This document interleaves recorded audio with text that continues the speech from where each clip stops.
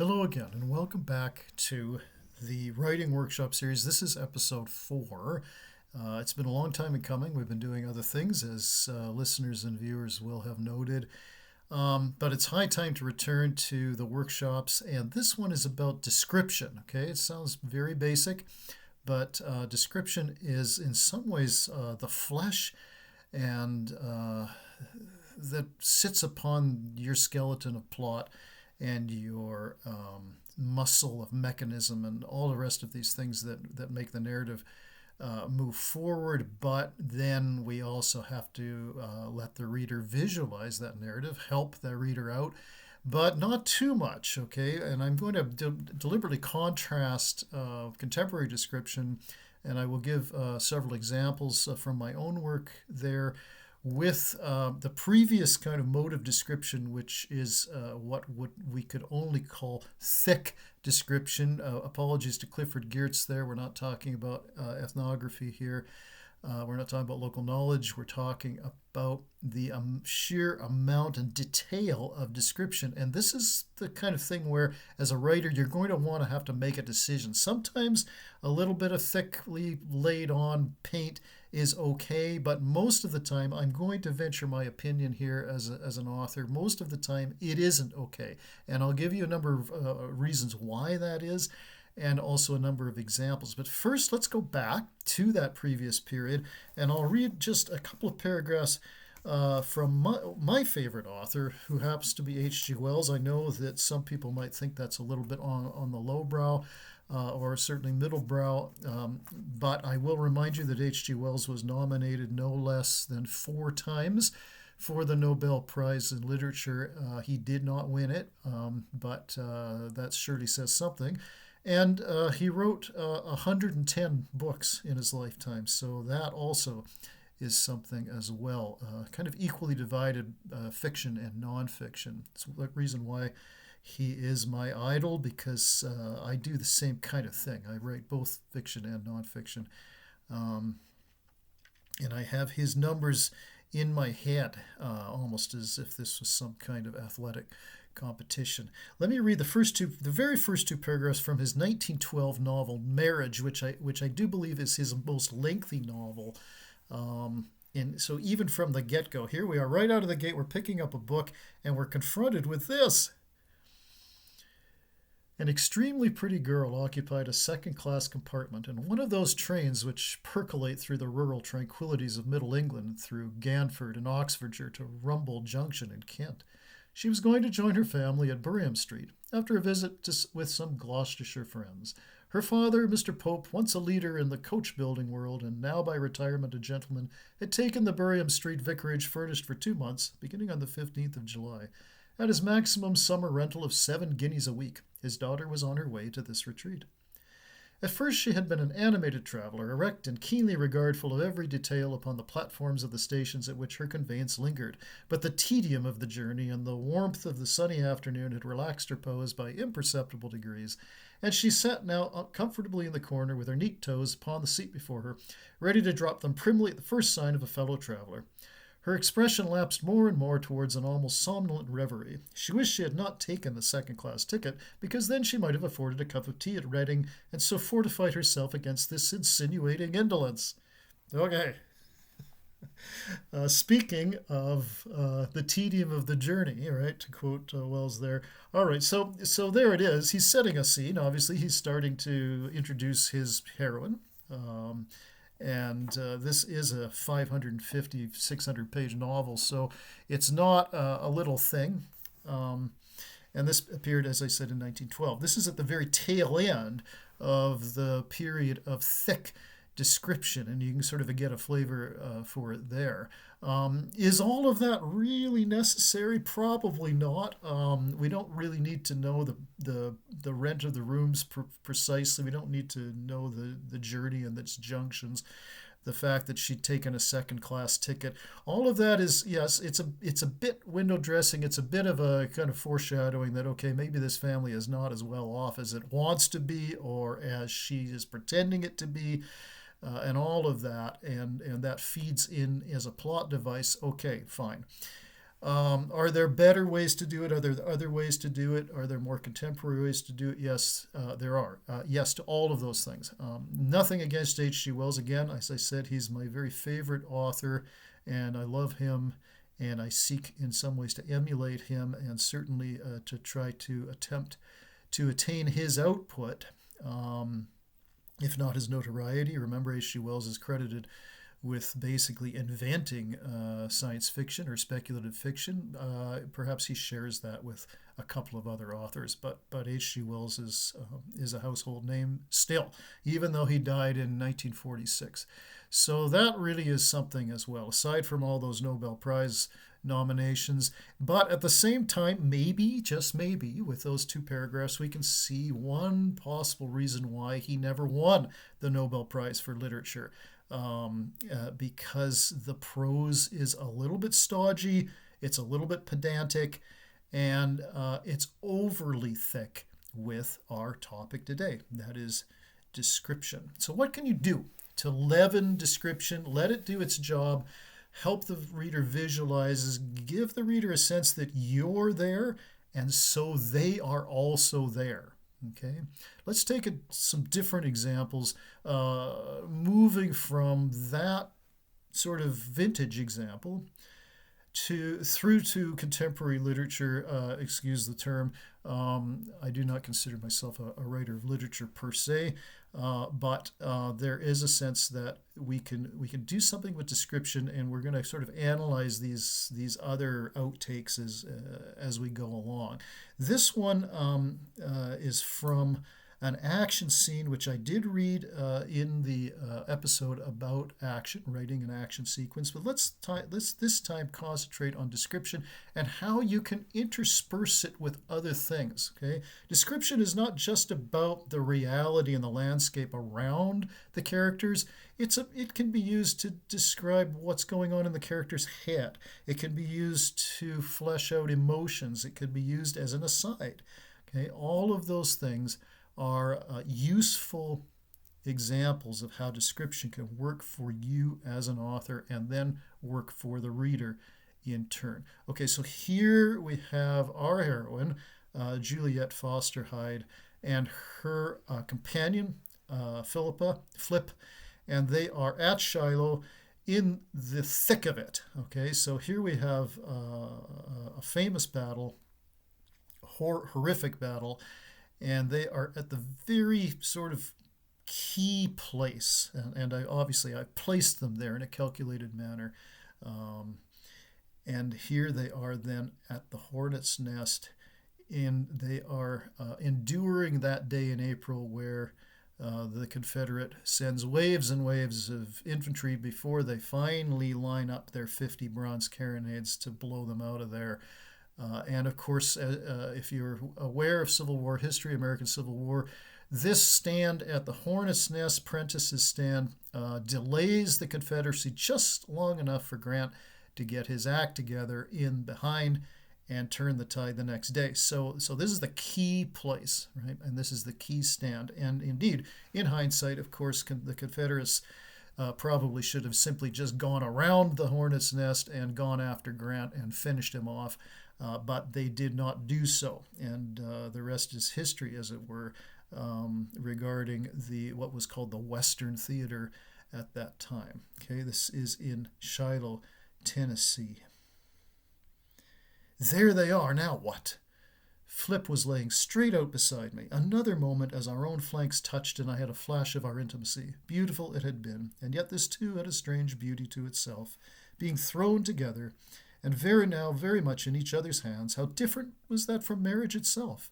In the very palms of one another, our lives in the balance, between slender fingers and rough-hewn thumbs, our living and breathing forms telescoped and wrapped up, rolled into slender nuance, and rammed down the muzzle of a rifle, or compressed and polished and slotted into its breech. I put my life in your hands, my new love, as I place this cartridge in my own. My weapon is my trusty truth, but your presence, my fearless faith. Ah, would you now? Flip gritted her teeth and pulled off. I hadn't even seen them come across. Their fire was ragged and their charge repelled. Good Lord, and again. Time had no meaning during those early afternoon hours of April the 6th. I had lost count of the number of their charges, and in behind us our paltry forces had been blessed with the most modern of small artillery. So our shrapnel and grape, as the British had begun calling it far back in the great naval engagements of Napoleon's time and even before, shredded the rebel forces, reducing their infamous yell to a vestigial whimper time and again. I had no idea how many rounds I had loosed, nor if a single one of them had had the desired effect. Many ballistics were designed to merely knock one's opponent down, I had learned in training, that some flew the air at a snail's pace of only 300 feet per second. This sounded god-awfully fast, but I had also learned what it had been like to be struck by one of these rounds. Yes, those beside had been knocked to the ground, perhaps cracking a rib or two, and then gutted or impaled by their opponent's bayonet as they lay there stunned and unseeing. And there was by now blood in buckets raining upon us as if in spring showers spurted up across our line of sight by the terminus of artillery fire and the interminable shooting of rifles back and forth, up and down. Flip and I felt soaked by it, as if we too were now becoming part of the very earth, red in its maw, opening up its gullet and preparing to swallow us under. Over the course of less than 3 hours, our own forces had been reduced, and yet we held. The larger trees knocked about, but unfallen, leaves shed and reddened, boots shed and bloody, tunics torn and crimson, the brook flowing and bleeding, and I rolling through it and over it, and then daring to crouch up, feeling a strong hand on my shoulder once again pushing me on to the ground. I am out of shot, I told the officer. In the deepest dungeon of din he understood, and indeed to me it had seemed my voice was quite normal and well modulated, as if I had been afore our governess, what was her damned name now, and uttering a simple report of my academic progress. Flip had never covered her ears. She seemed to soak in the sound, make hay with the noisome nastiness of never-nettled nothingness. She soaked it right in, just as our remaining uniform was now purple in hue. It was a deep color, one that might well have served for an evening dress. I tried to imagine myself in such finery, a flocculent lace highlighting a porphyry of sheer presence, myself the featured, flattered performer, beauty as I had once been. It was the color that felt deep, that royal shade, and now I knew the shadow of its mark. The only way royalty had itself survived mortality was to have created its own morality. But here was history having its final say, and I a part thereof. It must be indeed a massive battle, and the unknown officer who had stayed beside me and thence had offered me one of his revolvers in lieu of my now almost useless rifle, declared right into my ear that he had heard tell of no less than 7,000 casualties from Prentice's forces alone. He must have in fact screamed it, for I had flinched, though my ears were past being numbed by anything by this point. I reached for Flip, and she gave me a flash of that patent grin made up of mischief and mischance that both, had she been better born, she would have made a fine schoolgirl after all. Then a wink. She too was without ammunition, and so I offered my own loaned weapon to her. She shook her head, gesturing down. Loaned, no gifted, and now them both, for the fellow whose second gun was now in Flip's most capable hands was laying in 2 pieces in behind us. I closed my eyes for a moment and then felt Diva taunt me, "Down, girl, and stay down. They're lining up their carronades." Good gods, of course, why had it taken them so long? This fellow who had squared off against us, Ruggles was his odd name, someone had told me earlier that afternoon, had continued to offer infantry charges, and though they had bruised us badly, yet now they could no longer run across the meadow, for it had become so piled with corpses that its dirt had turned to a seething sea of sequined sherry, a brownish-red ichor punctuated by bits of white bone and hoary, hellish flesh. Should I e'er forget such a scene as that, O devil, only then might I wonder at the real thing. About high time, the fools, Flip muttered, cocking her revolver, only to find that its chambers too were empty. I had not bothered to check on its mate, shaking my head in some disbelief that the both of us yet lived. I squinted across and beheld a lengthy parade of bronze carronades, their menacing muzzles pointed straight at my face. High time this ended. Flip, you are correct. High time to end this. Fight until you can fight no more, and we had damn well done so. I was proud of myself, perhaps perversely. I must have killed, but I knew not whom or how many, or yet who these dead had now left behind, their wives, or their girls, their children, their parents and grandparents, and now I had the sudden urge to kill them all, and leave not one behind, for that was surely a heavier burden, a fate more ignominious than to simply die in battle. No, that was easy, and I welcomed it now. That should do it for the Rebs, yup. Flip was murmuring to herself, but I placed my hand upon her neck and caressed it. She moved in beside me and wrapped one arm round my shoulders. This was the best way it should end for us together. Nate, forgive me. Perhaps we shall be wed in another life, you and I. And if you have not yet preceded me, I shall wait for you. I shall wait through the eons in a timeless place. I should welcome that wait, for your life should be long, and you should love another girl than I, or perhaps many, since you are oh so handsome, and such a stallion in your love, such a well-hewn oak of a man by the gods. I love you. Flip opened her mouth, but no sound came forth. I realized I needed to say that one last thing, not truly believing it would be the last. No, not at all. She began to smile, and then she was gone. In a sudden blur of red, the charged atmosphere of life and death hanging in the air where just now she had been. I shrieked and buried my head in my hands, falling prostrate, and this is what saved me. For another carronade ball whizzed right over my fallen form and snapped a number of trees in behind where I now lay, sobbing and wrecked. I dared not look round me, and now I was being dragged back up, my head lolling to and fro. Before I shook and steadied myself, the man had me by the throat, but then looked down and gasped aloud, "Good God, is Yankee so desperate?" The Confederate officer immediately took his hand from me and helped me stand there in front of him, and so on. Okay, so there we have a very intense scene. And the description is in some ways all over the place, right? And that mimics the chaos of the landscape and also the chaos of the heroine's thoughts, the narrator's thoughts at the same time. So there we are. We're in Shiloh. We're at Shiloh, if you will. And we are fighting alongside these two young women. As you'll know, about 800 women signed up for both sides during the American Civil War. The checks on gender were quite a bit looser in those times, and of course they needed personnel. And so we have a fair few, obviously not compared to the overall numbers, but a fair few young female combatants, frontline fighters, and to all reports, they fought extremely well and really had no serious disadvantages, as over against their male comrades. So it was a little bit of all in there, and I'm using that, of course, in the novel Post Nothing as a plot device. So here we have Juliet narrating Shiloh, her small experience thereof. We have the description of the battlefield. We have the description of the back and forth. We have the sounds and the colors and just the sense that if you had been there, right, then you might well be thinking along the same lines. And this is something that description can do for the reader. We have to sort of convince the reader, as a writer, that what the narrator is feeling, or whoever is sort of at the helm of the scene in question, is something that not only the reader can recognize, but that the reader too might react almost in the same way, or at the very least in a similar manner. Okay, you need to convince the reader that not only is the scene realistic and full of these realistic emotions and reactions and abreactions, but you also need to convince them that they too would have those emotions if they were actually in that scene. Okay? You must draw the reader into the work at all points. And obviously dialogue can do that too. If you're in dialogue with another character, then the reader is thinking, okay, what would I have said if somebody said that to me, or how would I have framed that differently or similarly? Either way, the reader is absolutely involved. With description, it's a little bit more difficult because you're not reaching out to the reader and actually saying something to them.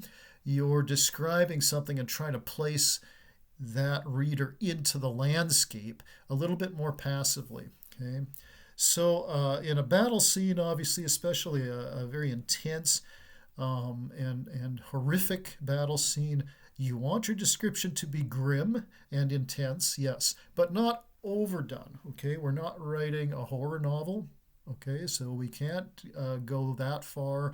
We're not writing horrible things with the idea that we're just being horrible. What we're doing is trying to convey the horror of a real battle and being in the thick of it in that way. Okay, so the horror is real. It doesn't have to be kind of adjudicated or adumbrated in any way. It doesn't have to be augmented Obviously, there's no paranormal issue here. There's no kind of frisson or cheap thrill effect. The intensity is built into the scene, and you as a writer have to bring that out, and you do that through description. The dialogue is kept to a bare minimum, and Juliet is describing everything that catches her eye, right? All together, all at once, in this horrific chaos of a pitched battle. Okay? So the field in front of her becomes this hellish scene of bone and flesh, and everything is reddened, and the blood is pouring down upon them like rain, and their blue tunics have turned purple, and all of that, right? And so we're very much there with them, and at the same time, this is really the ultimate trick of description. We want to be there. Okay, even in hell, we're willing. Then we've been convinced that we should stand, or in this case, lay down beside our heroine and say, "Hey, I'm here right with you, and I've got your back, and we're going to die together, or we're going to live together, whatever it may be." And you've got to convince the reader to make that commitment, to sign up for whichever side is to your taste, and then to get into it, and it's all in. Okay? So there's one example. Let's move forward to a couple of contemporary novels, very, very recent novels. The most recent complete novel that I've completed, and then something that I actually wrote just this morning, which struck me as kind of interesting as well. So here we are. This time I'm going to read just one sentence, okay? And then I'll give it a little bit of context, because even in a sentence, there's something you can do description-wise to make it very memorable and very focused. Okay, so here it is. I had to blink, as the first man's head was now being gently rolled to and fro by the oncoming surf, nominal as it was. Okay, so that's it. That's one sentence. I had to blink, as the first man's head was now being gently rolled to and fro by the oncoming surf, nominal as it was. Okay, so there's an image there, okay, and it's just a sentence, and you want to conjure that image and focus the reader upon it. Get that in the reader's mind's eye. Okay. We've got a couple of advantages, because a head, as you know, is more or less spherical, and if a wave on a beach is coming in, just as if it were a piece of log or maybe some other flotsam and jetsam, then you're going to have it roll up the beach slowly, and then you're going to have it recede with the tide line. And I'm kind of moving around on my exercise ball just to give you a sense of that motion. And yes, it's kind of a macabre, morbid, and grim image. The context, of course, will come in a moment. And our narrator is obviously blinking at it a little bit, even though she is still in danger, as we'll see, because, of course, that's just the first man. There's another man there. Let's just give it a little bit of context. Again, just a little bit of reading here.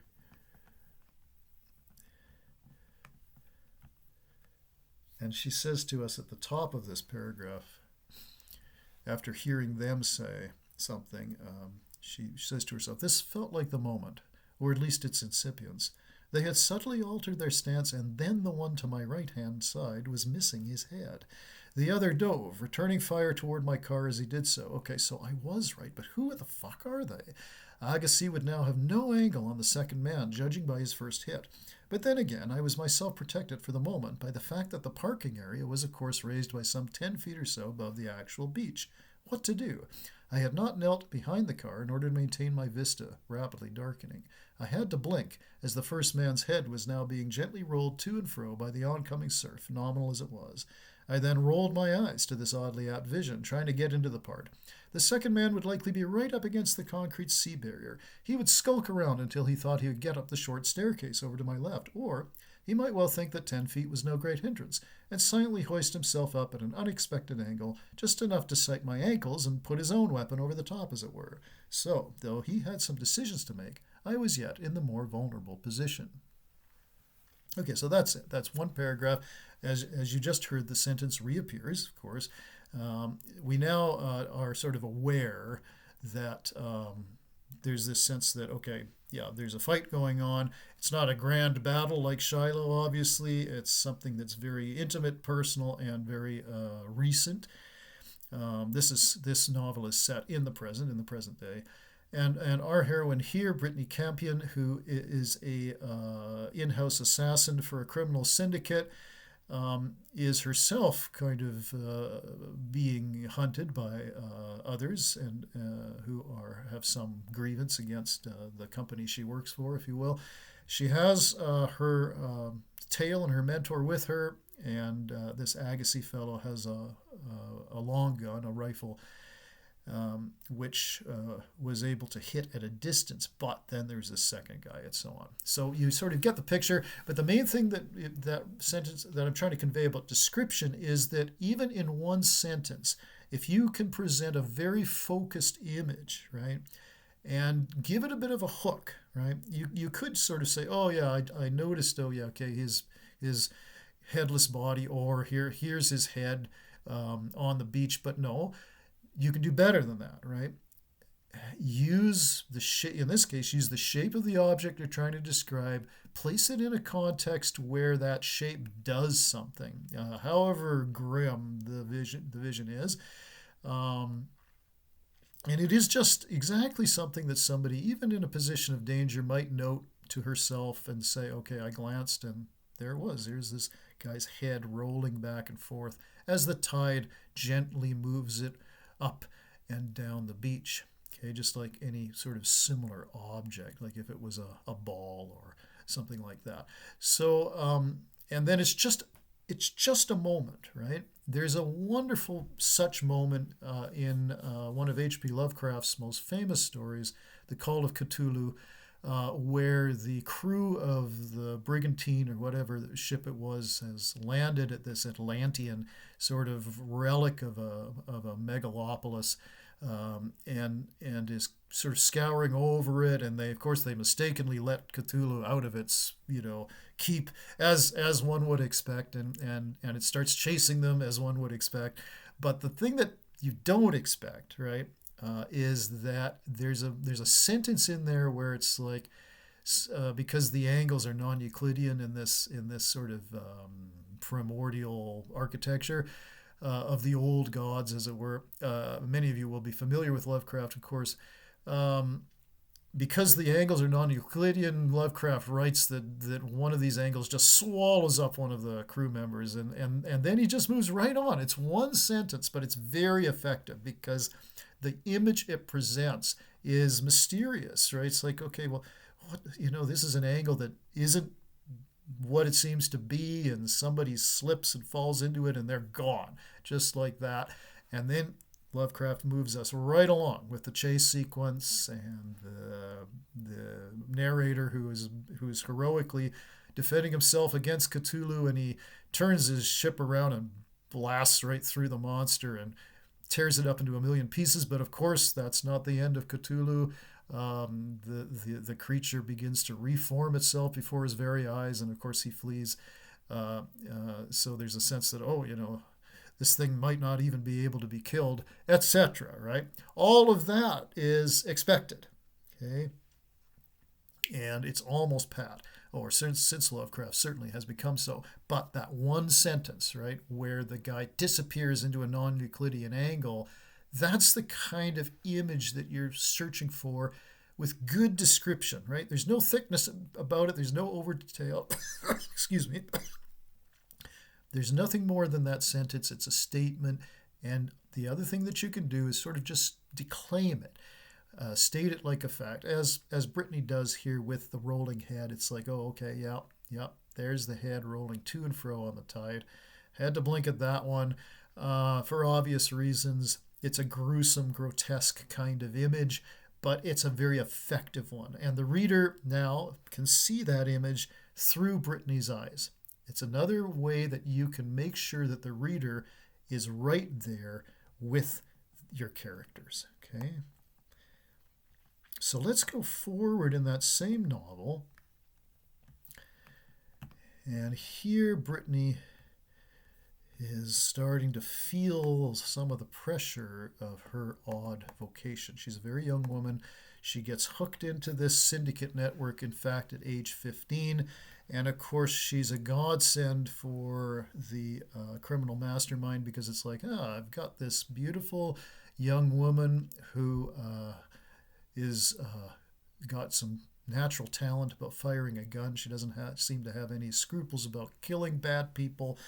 Let me give her a few jobs where no one would suspect it was her. And you sort of get the picture, and then it goes from there. But on one of those jobs, okay, an innocent person gets murdered. Not by Brittany herself, but by one of her criminal comrades. And that's a different story. And so now this young character is starting to feel like, okay, I thought I might be able to get by with a clear conscience, just gunning down people who were doing bad things or even evil things. But you know what?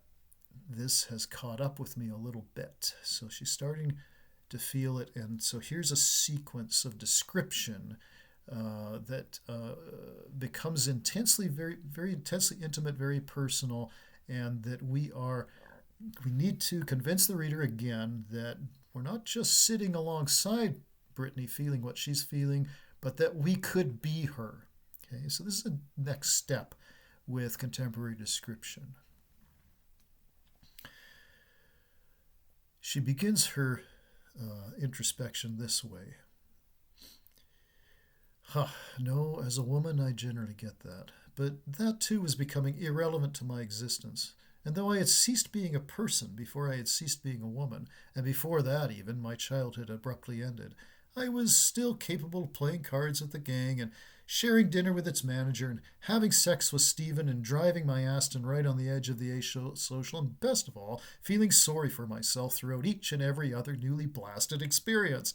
Well, no, not quite. I returned to the condo to a note from Stephen that said he was now in negotiations with his parents regarding our plan to move. What a crock of shit! He really is 18, so what the fuck? Okay, I love my nascent library, so what else around this place can I destroy? That print on the wall I never really liked. Came with the place. I'll tear it off the wall and throw it like an oversized frisbee up against another. No, that didn't do it. Not at all. I hate the Picayune problem of cleaning shards of glass from everywhere. When that rival hitman had gone through Lana's balcony's windows, I felt badly for her. So, pots and pans, plastic containers, pillows, and goddammit sure the TV too, and the stupid computer, and my clothes, and Stephen's dorky clothing, and yes, my shoes as well, and hey, large containers of brand new yogurt, great globs of it everywhere now, and me trying to keep my voice down, and I'm still not quite there. Then I pick up my smaller weapon and consider how much noise it might make if I drilled a patriotic VR, whatever the fuck that meant, as did Sherlock Holmes himself, into my bedroom wall, and then I turned it round and pointed it straight at my face. The safety was still on, of course. It was at that moment that I realized I was not so different from the man in the barn, that the only thing that would have mollified me in those moments of terrible tantrum was to kill another human being. That would do it, at least for now. No, not so different at all, Miss Britt, and now I bet that's precisely why he had, in fact, given me such respect. I stared down the shorter suppressor, looking it right in the eye. This, too, was a moment, and one of my own making. I wasn't shaking, and I had left off weeping and grunting and shrieking like a creature who had not quite evolved into an animal. Okay, Britt, you know you wouldn't hurt a child, at least. You'd plan it better than that in any case. And you can vow now to never again hurt an innocent person. You can and you will. You have that kind of leverage. And Forbes already knows your take on that. He and Aiden will only request jobs like the ones before the UK one. You're going to be okay. And if you do go to hell, as my grandparents might think, it'll be time to serve for Morris. After all, you didn't pull the trigger, and you would not have pulled that trigger. You're okay, you foolish faker. You're not the real thing after all. You're not. I'm not. No, I'm not.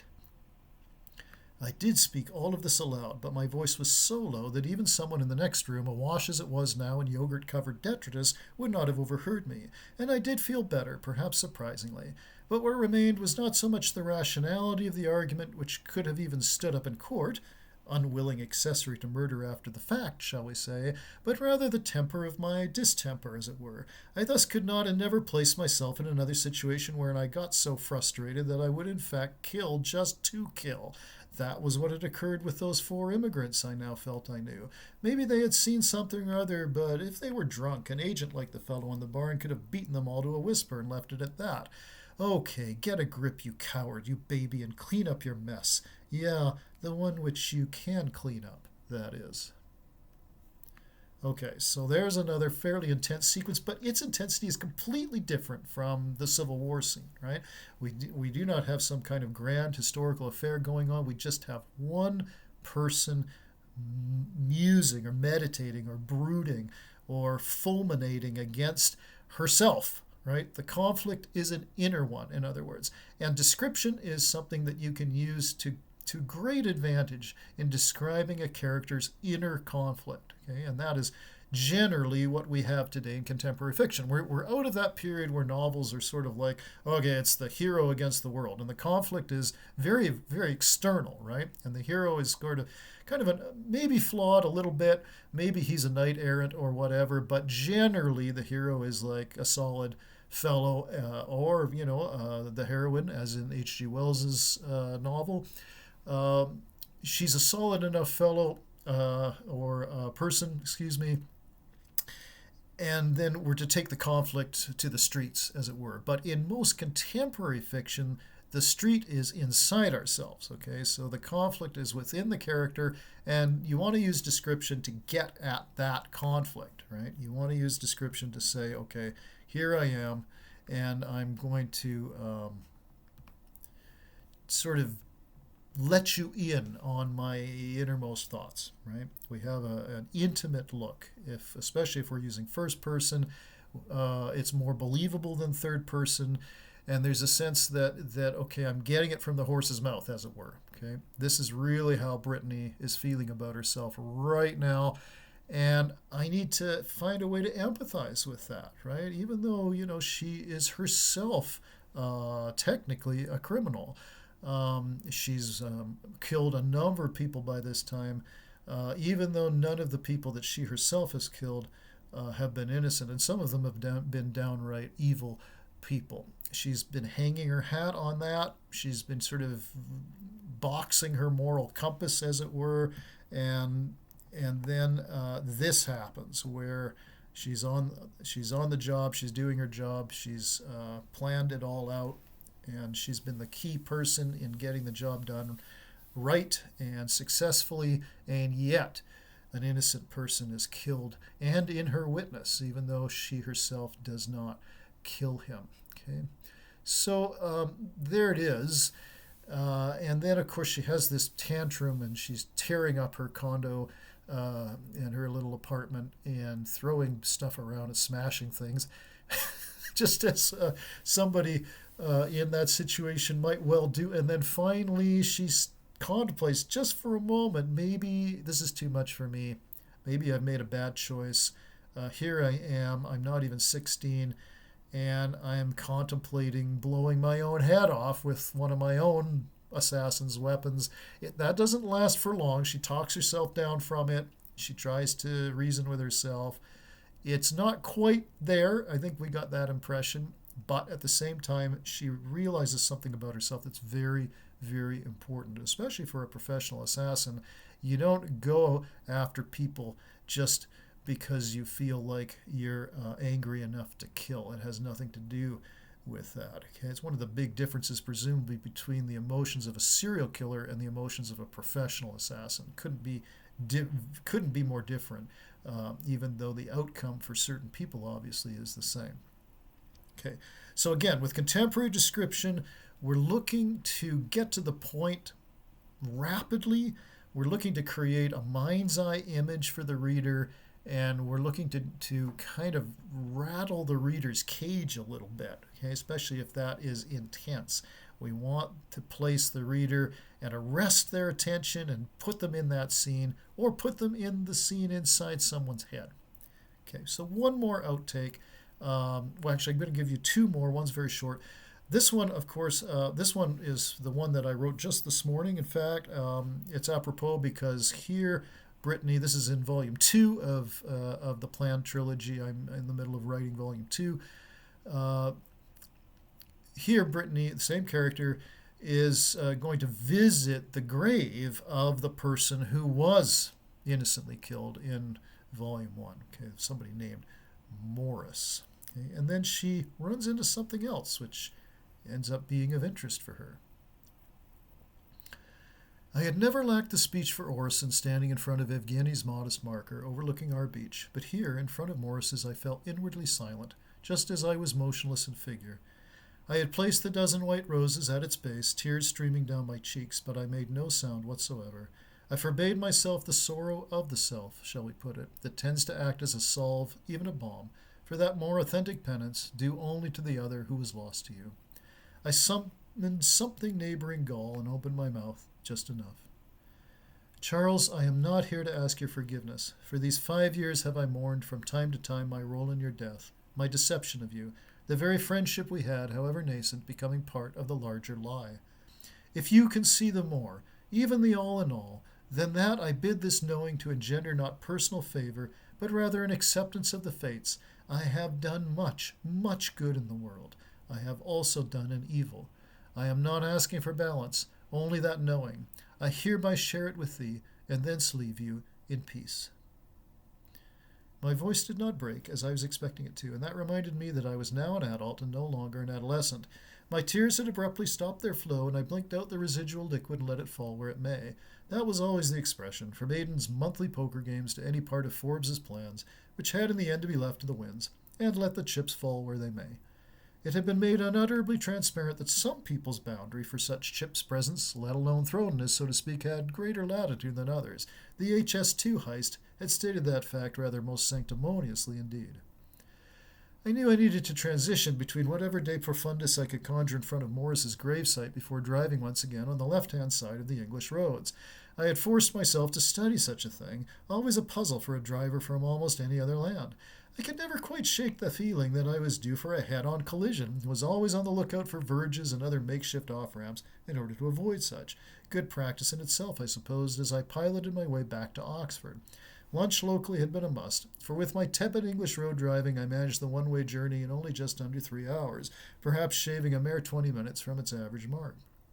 This was a far cry compared to how I drove on the continent, for instance, and during that lunch something disturbing had occurred, not to me personally, but rather to the environs. I had observed a mother publicly chastise her daughter, who looked about 13 or so. She had then whispered something straight into her ear that had the girl's face considerably whitened. That was enough for me. I texted Kestrel telling her I was going to the university here just to check up on something Bartlett had mentioned last evening. No one other than she even knew I had driven up to Yorkshire, of painful memory more generally. Do good in the world? Prove it, you brilliant brat, you half-hearted whore. I lingered at my table, hawking as best I could the two of them. I noted their vehicle, which suggested they lived in town, as most people still took the train everywhere else. Okay, that helps. My apologies, you poor thing, but I need data. It had not been a vicious slap to the face, but the mother had nevertheless planted a firm swat across her daughter's rather adorable mug. I had to suppress any emotion as mother now rudely shoved daughter into the van's passenger seat. After all the tutelage in becoming my own shadow, it was nothing to follow their passage discreetly in my leased Jaguar coupe. That, too, was a homecoming of sorts, recalling to mind and body alike my first ride, way back at the start of everything, the beginning of my life itself, it so yet seemed to me. And so, here's to your beginning, sweetheart. The girl had shrieked and flattened herself to the well-manicured back lawn. I was impressed with myself. I had with one shot destroyed the back of the mother's cranium from middle distance on a placid-paced drive-by. The only issue was that I needed to myself observe the daughter's reaction thereto.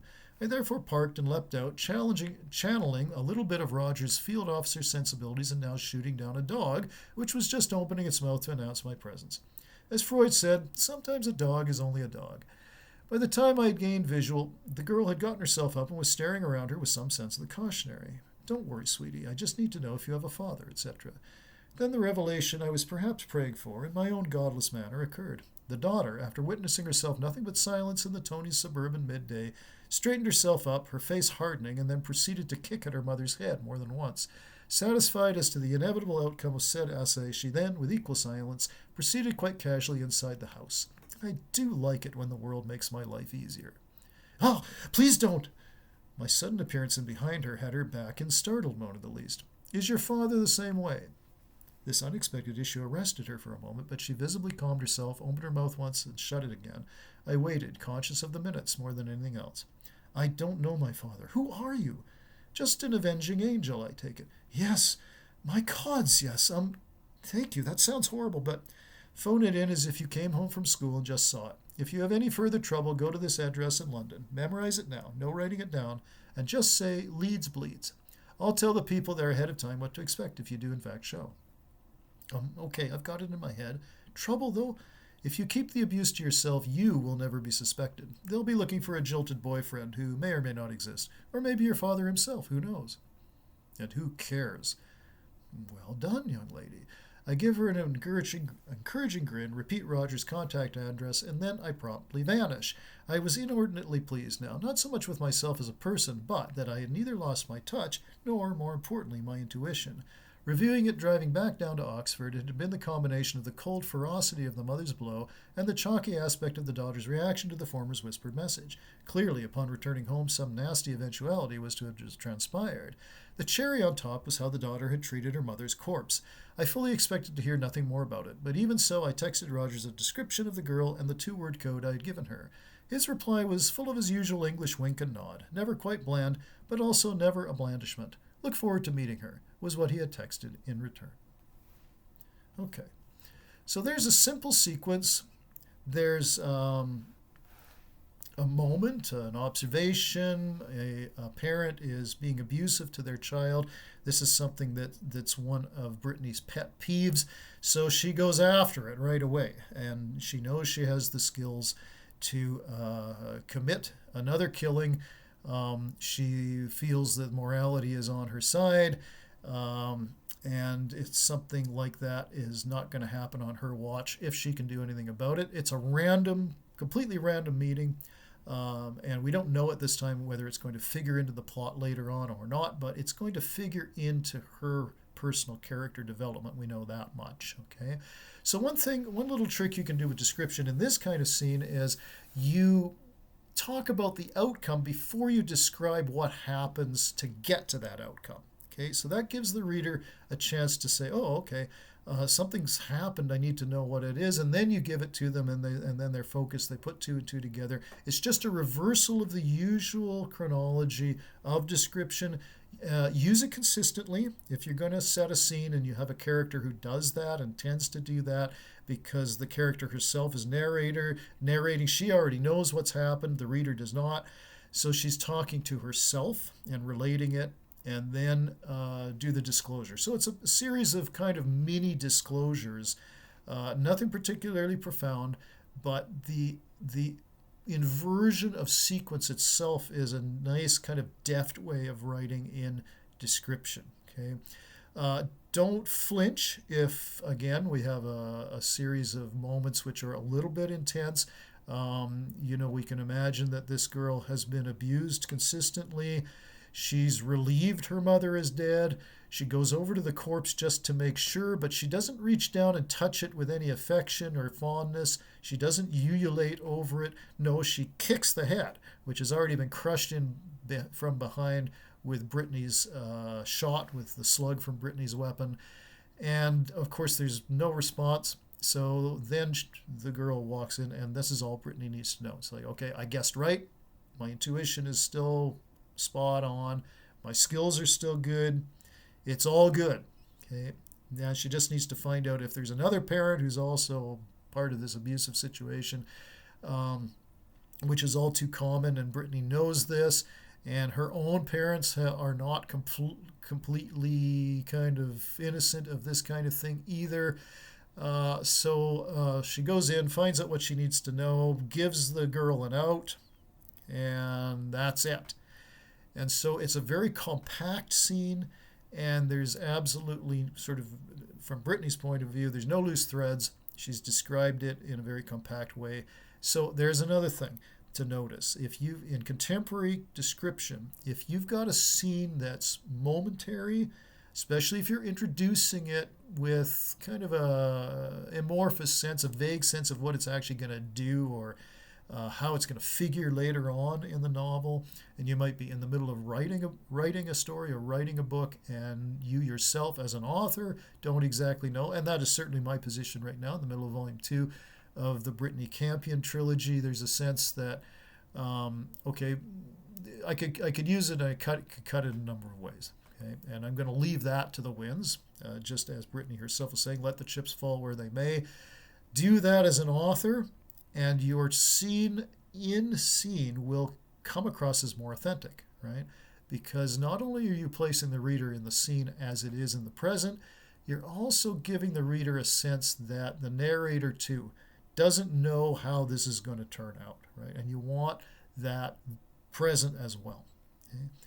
So before we go over TikTok's 60-minute limit, one last example of description. This is the very last paragraph of what at the time was the 10-volume Kristen Seraphim saga, the giant sci-fi fantasy adventure saga that I wrote some years ago now. There is of course an 11th volume, a classic Isaac Asimov style follow-up volume, but this was the kind of summative paragraph for the whole, at the time, 4,800 page thing. It's now 5,400, 5,500 pages with the 11th volume. But here's the end of volume 10, which was called Decalogue, a novel of the beginning. We're not looking to know anything about the saga itself, just suffice to say that it's the cosmic in scope. So how to write a conclusion to something like that, right? It's crazy, right? It's just sort of ask, it's like you've written 4,800 pages and all of the characters and all of the plot and all of the adventures and all of the gravitas of this epic. How do you end an epic, right? Okay, so that's the challenge. See what you think of this. And does the cosmos speak a language that no singular being's tongue could ever master? What does it say to itself when it cannot be overheard? It tells of its timeless vintage, its paramount vantage, its fateful advantage, its endless adventure. It is full of own most knowing, yet is unknowing of regret. It speaks of that which is never said and that which never can be said. And do we hear it nonetheless? What is it but the gentle surf of our blood, the footfall of our hearts, the blink of an eye, the arc of a life? We do know it, and yet must come to know it. We shall live it, and yet we resist it. But the cosmos forgets all resistance. This memory remembers not its source nor its end. It is no longer lost, but loses itself before all being. Finding all before it still, it knows that nothing has remained unspoken. Okay, so it's a decorous paragraph, but you want to upshift everything. Okay, you want to provide a climax to the climax, and you can only do that through description. With certain points in contemporary fiction, there's such a pinnacle that the human voice itself is no longer relevant. Remember what Gustav Mahler said about his Symphony No. 5, where for the first time since 1, there's no singing in this symphony, and he says, we're traveling to places where the human voice has no place. Okay.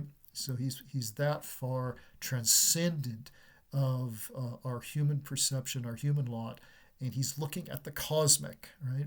So to end an epic, we need to upshift into the cosmic, and so I think that paragraph does a fair job of that. You want to keep it simple, you want to keep it self-referential, and you want to keep the language reverential in a sense, right? You want to keep it almost as if you're describing an object of faith, no matter how faithless the characters have been, no matter how anonymous the cosmos may be, no matter how godless is our existence. You want to put it all on the table. This is the moment, right? If you're an author, if you've written 5,000 pages, you've got your moment and you've got to take it, right? So there's one last example of how one can use description. Okay, well, I hope you've enjoyed episode 4 of our ongoing writing workshop series, and look forward to seeing you again next time. Take care.